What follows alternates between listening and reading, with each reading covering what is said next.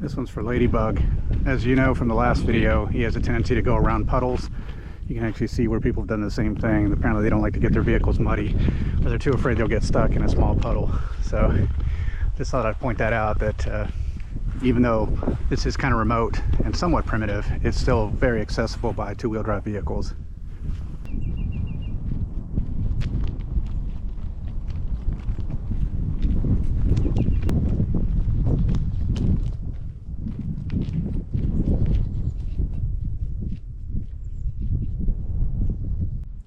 Hello everybody, another weekend upon us, another opportunity to go camping.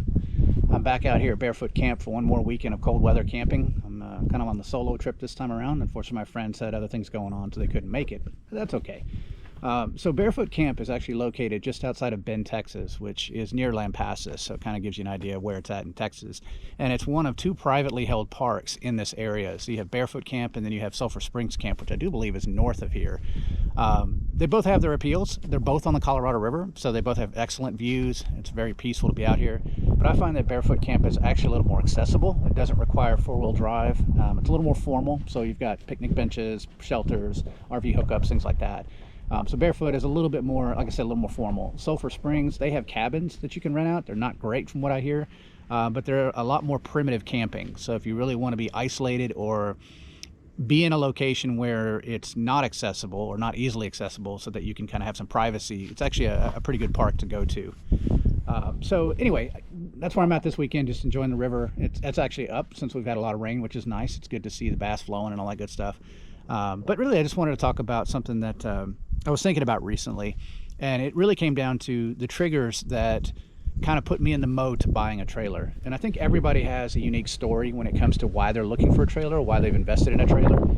For some people, it might be that age has become a problem, right? Tent camping when you're older is a little rough on the body, and just the hassle of having to pack everything up compared to a trailer. Being able to sleep indoors outside of the weather, so you don't have to worry about rain or ice or any of that kind of stuff.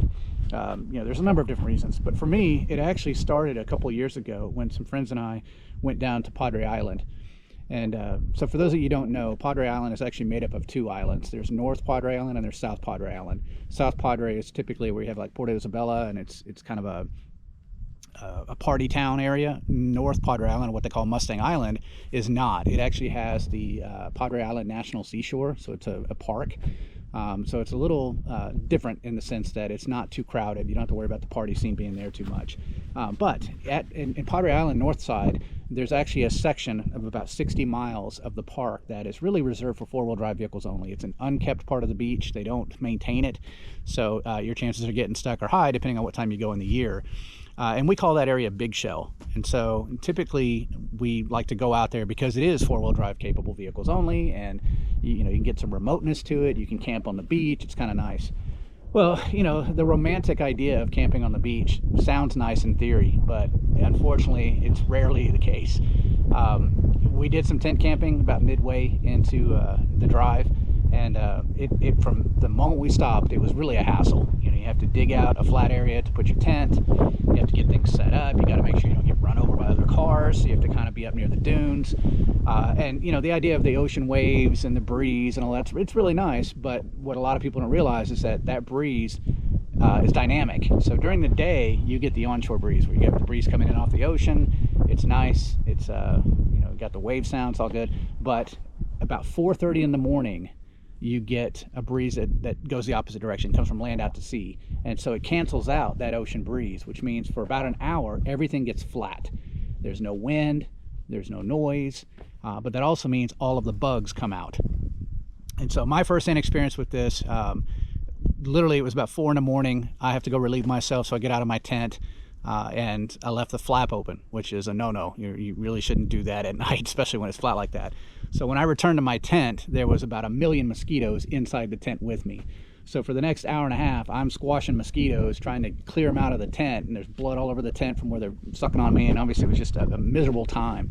On top of that, it started to rain. And again, the romantic idea of camping on the beach, you want to keep the fly off because you want to be able to see the stars. Well, I did that and it rained. So I had to get out, put the flap on, deal with the mosquitoes at that point as well. It was just a miserable experience. The next morning, when we were getting ready to pack out, it started to rain again, and it had calmed down a little bit, so all the sandflies came out. So they started eating me alive. And so I'm one of those guys, when I'm frustrated and annoyed by bugs and things like that, I don't think about repacking my stuff in an organized fashion. I just chuck it in the back of the 4Runner and I'm out the door. And that's kind of what happened. But after that trip, I swore to myself I would never sleep in a tent on the beach ever again. And that really pushed me over the edge to just go ahead and get the trailer. I'd been kind of thinking about it before, but that really made me commit to it. So it took me about 6 months of research to figure out who was out there, who's in the space, and then settled on the off-grid trailers due to a number of reasons which I've mentioned in my other videos.